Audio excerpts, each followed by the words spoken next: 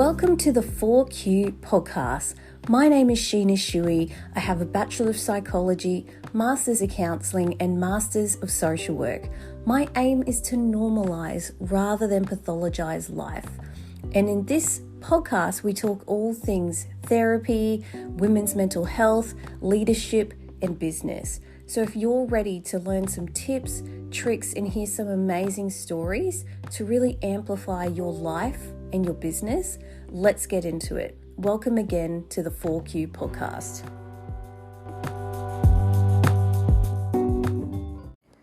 Let's talk about my best tip to change your life. I don't say that lightly.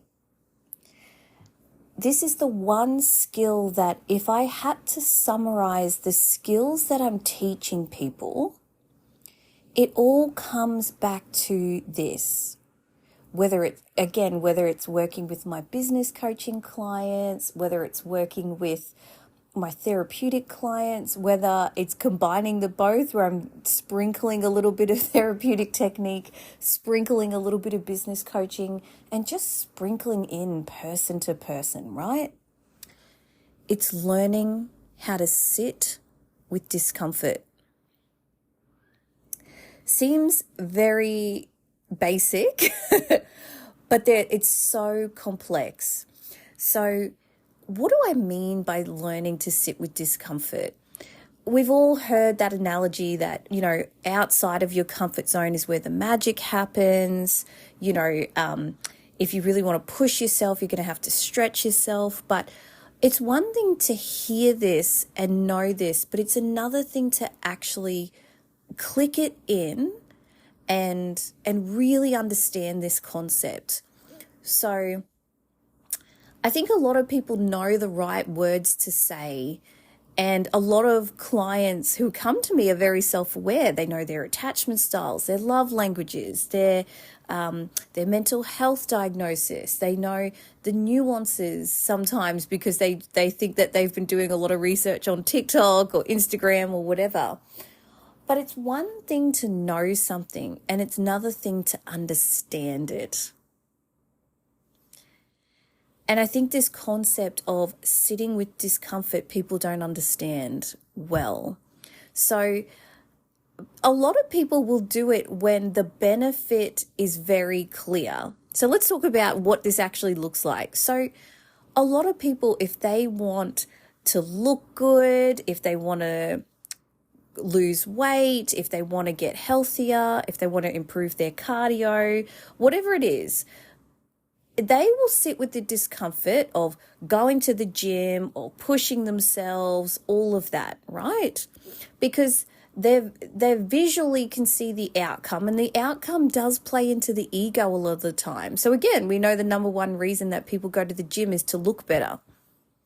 That's the number one reason. Or like if you ask any gym owner what the research says, that's the number one reason. A lot of people say outwardly or want to tell themselves that it's for health and fitness, but most people's motivation is quote unquote to look good, which, beauty, the beauty standards, we need to change that. That's a whole other topic. But because it feeds the ego, it feeds this idea of status, of perceived status, and it's not even just perceived. It's unfortunately what we know about pretty privilege, right? Is that skinny privilege, pretty privilege, all of those things. Again, if you're on TikTok, you would have heard these terms before, but just this concept of people who are pretty or skinny or see a low weight tend to get treated better by people in a lot of experiments and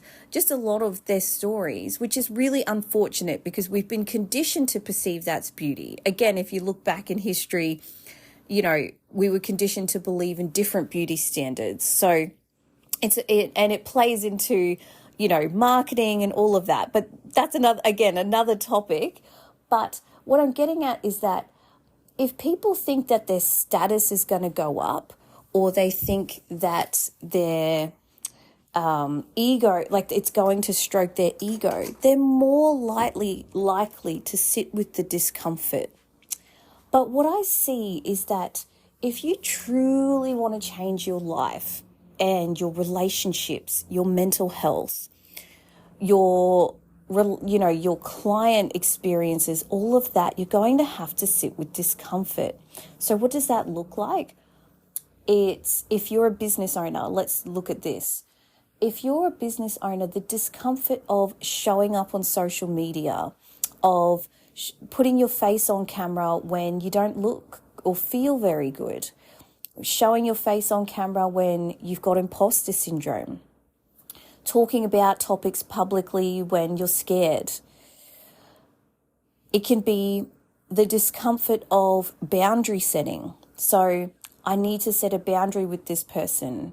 If you're a people pleaser, the discomfort that comes up with setting that boundary, setting self-imposed boundaries. So if you know that, okay, from 4 o'clock, I don't answer emails, I don't answer texts, I don't answer phone calls, because that's my family time. That's my me time. I'm setting boundaries around my work.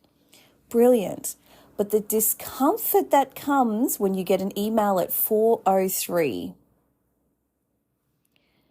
oh, it's so easy for me to answer this. It'll only take 30 seconds. But then what happens when it's 4:15, 4:30, 5:15? You can see how the strictness that comes to heal is so important, right?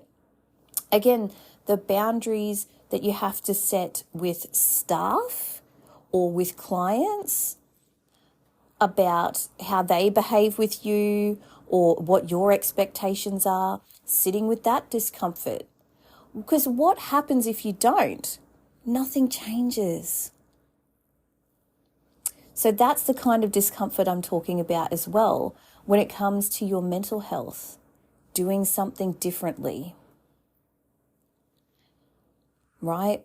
That could be, again, getting movement, not for physical, management, but for actually your mental health. I feel better when I move every day. We know that anxiety and depression respond really well to exercise of any kind, particularly when it comes to anxiety. You want to be doing exercises that don't increase your cortisol too much, because your nervous system, if you're on the edge of burnout, if you're already burnt out, it's fried.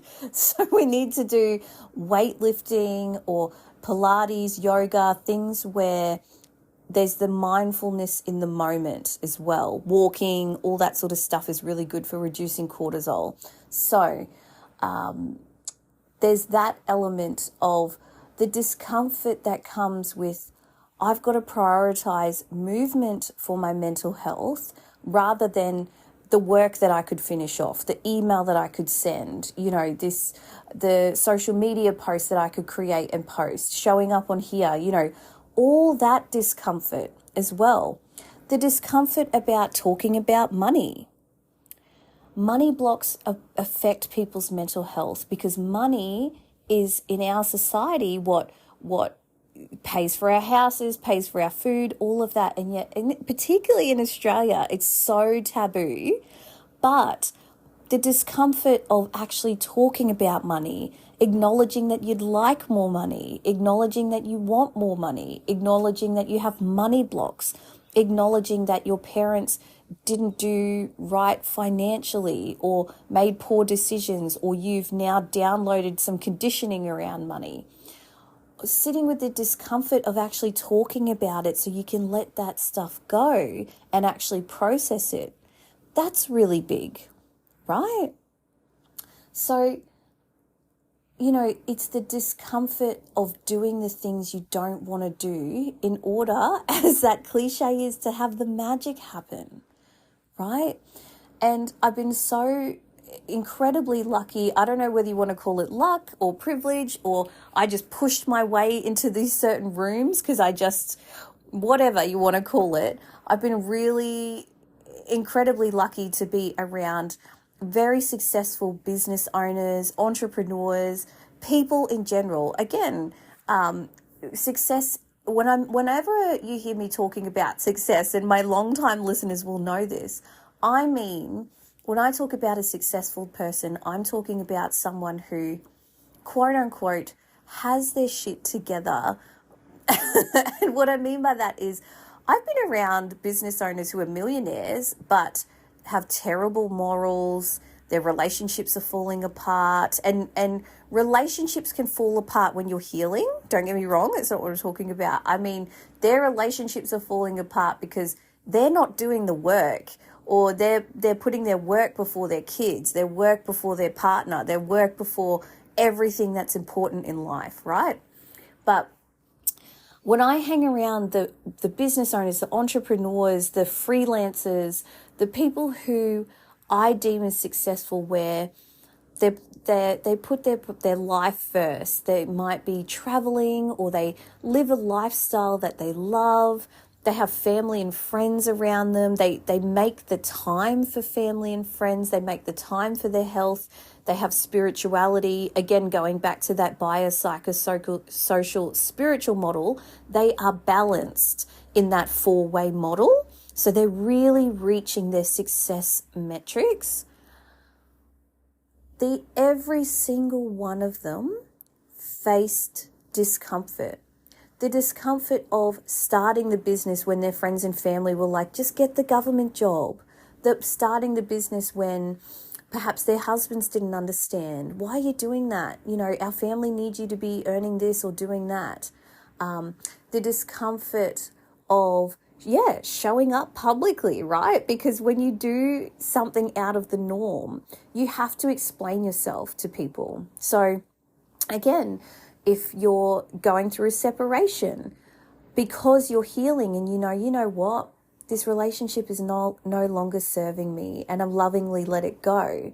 But the discomfort of acknowledging that, the discomfort of ending the relationship, the discomfort of explaining to people, yes, the relationship's ended. If that person does not face the discomfort, they end up staying in that relationship for longer than they want. They get resentful. They hold themselves back. They lose the opportunity to actually meet someone who's more perfect for them. So you can see how sitting with discomfort is so important. Again, the perfectionism of I have to do things perfectly, no spelling mistakes, like it has to look perfect rather than just doing things and getting it done. Done's better than perfect. But if you struggle with perfectionism, the discomfort of making a mistake is huge. But again, the most successful people I know have failed hundreds of times, thousands of times. But that's the greatest joy of try this, doesn't work, try this, doesn't work, try this, doesn't work, try this. It works. It clicks. This is great. The biggest discomforts I see are when I'm working with someone one-on-one and we're doing the work and we're working through stuff, and then they realize that maybe they have to see the thing that they don't want to see, and that's uncomfortable. Can I turn towards the darkness? If I'm being really real about this, what this often looks like is when you recognize that your parent, whether, unintentionally, like 99% of the time unintentionally, but your parent did not serve your needs the way you needed them to, and that's had a lasting impact. This is particularly hard when people can't recognize the emotional turmoil they went through. So there's a lot of justification when someone's like, oh, I had a really good childhood, I had food on the table, I went to good private schools, we went on holidays. Okay, yes, but did your parents ever tell you that you're amazing just as you are, that you're a great friend, that you're loyal, that you're adventurous? Did they acknowledge who you are as a person, or did they acknowledge your external achievements, that you look good, that you did well at school, did this and that? Because if you're not getting your emotions heard, seen as a child, that's emotional neglect. And that has an impact, because then you're always looking for love externally rather than acknowledging the internal stuff, both in yourself and others. You'll be attracted to people's external achievements rather than internally who they are, because your parents didn't acknowledge that in you. That can be really hard.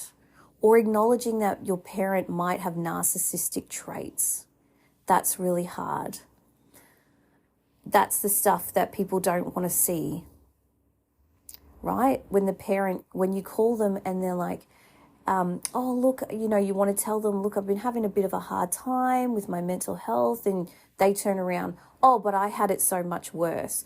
Oh, but, Barbara next door, like there's no acknowledgement of you or, taking care of you. It's about them and their story and all of that. And recognizing that the narcissist is a bully or a victim. You've been feeling sorry for someone who's actually been making you feel awful. Because often the narcissist trait that gets missed is the victim of, oh, that's okay if you don't see me. I'll just spend some time on my own. The guilt that comes from, your parents or your aunties or your, whoever it might be, guilting you for not being there and making you feel like you're responsible for their happiness. When you recognize that, that's hard, because then you recognize that someone you love might have toxic traits that affect you and affect your relationships and affect the way you feel about yourself and affect your mental health.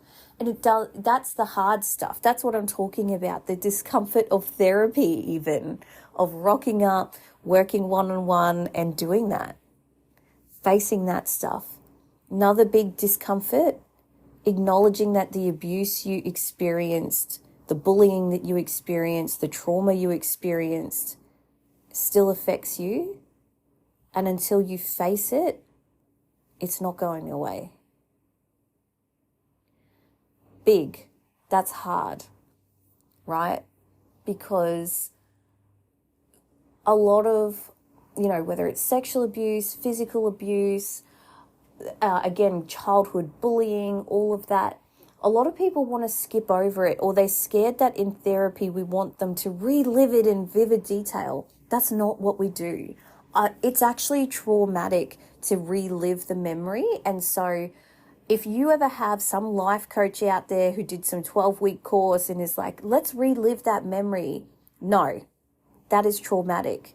That is not what therapists do. And I really want to make that clear. If you ever have someone who's scared about facing a memory, that's not what we do.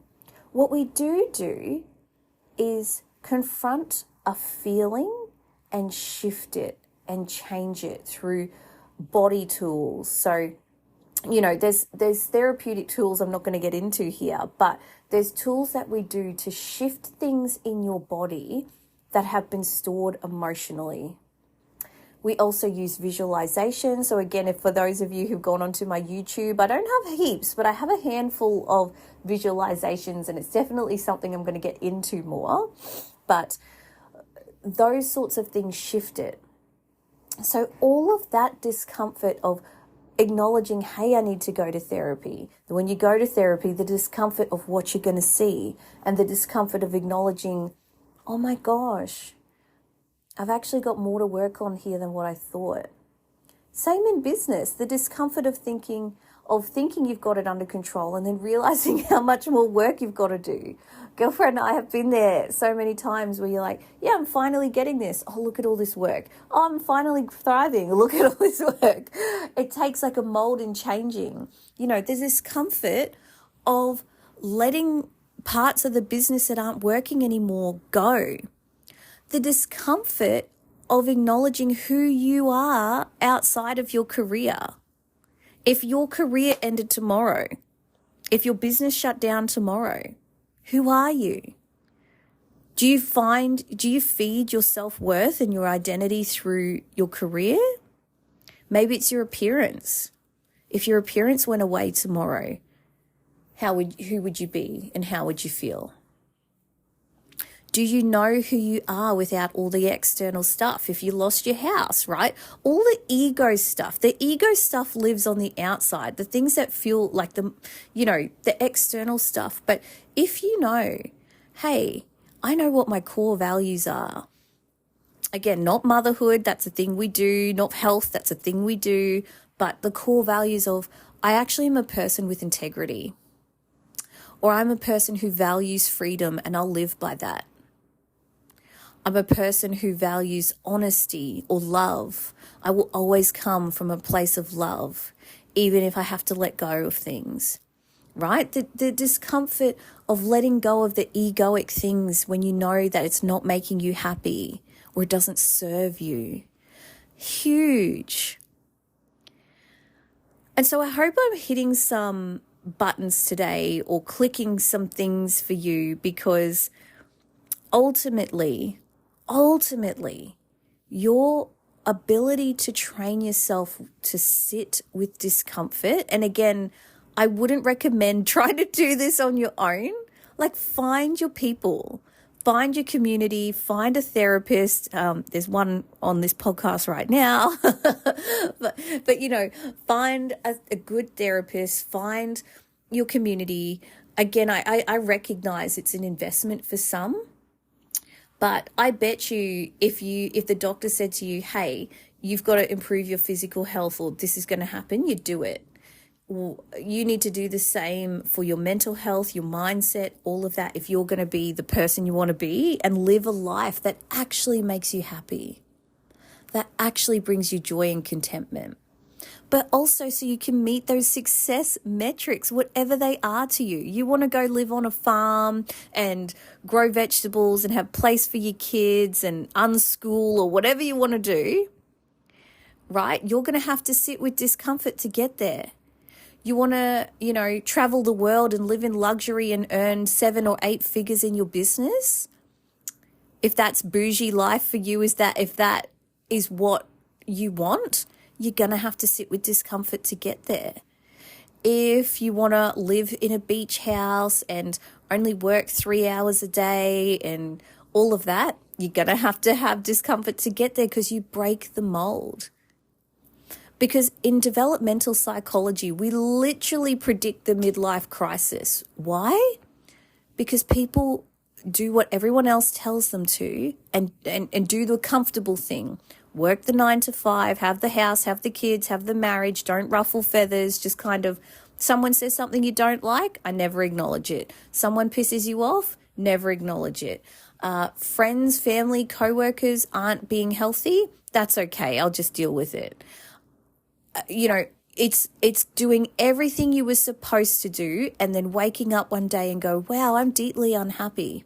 I got all the money, all the cars, the wife, the kids, the everything, and I'm deeply unhappy. We literally predict that. Like, that's not even just anecdotal data.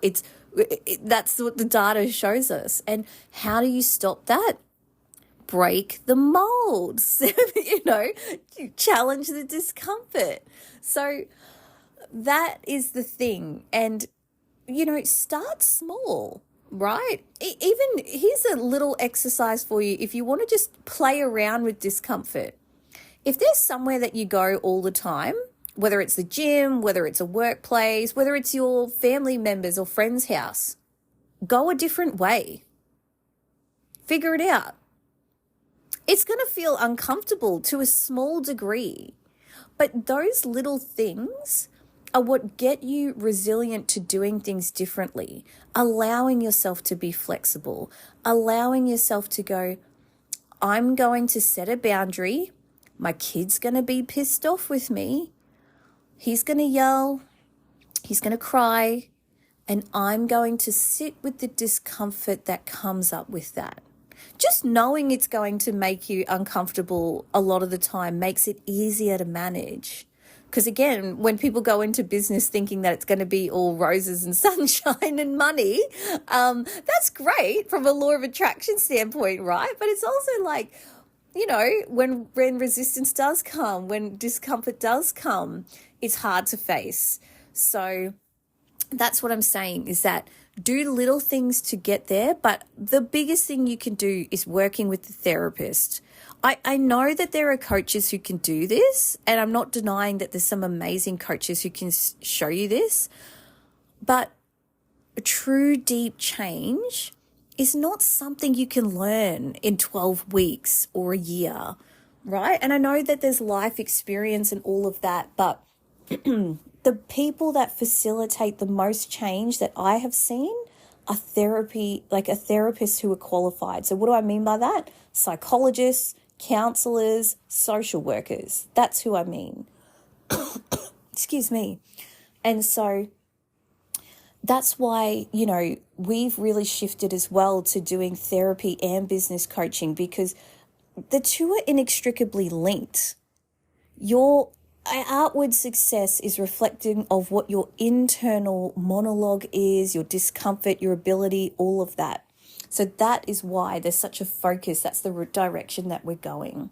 So this was a longer solo episode. I haven't done a longer one like this for a little while, but I was really passionate about this. And at the time of this recording, we're heading into the end of the year, into a new year. So whether you listen to it now or at another time of the year, I feel this feeling coming up of let's shift.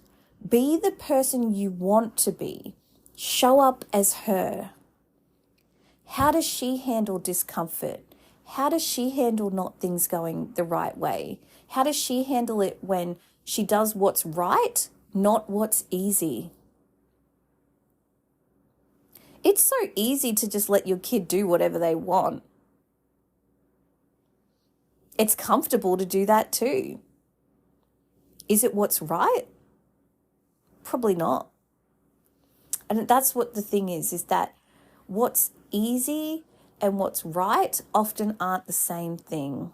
It's so much harder to do what's right than what it is to not. So thank you, beautiful people, for being here for another episode of this podcast. Much love to you. You're going to do amazing things. And I'm so, so thankful that you're here. Much love. And I'll see you in the next episode.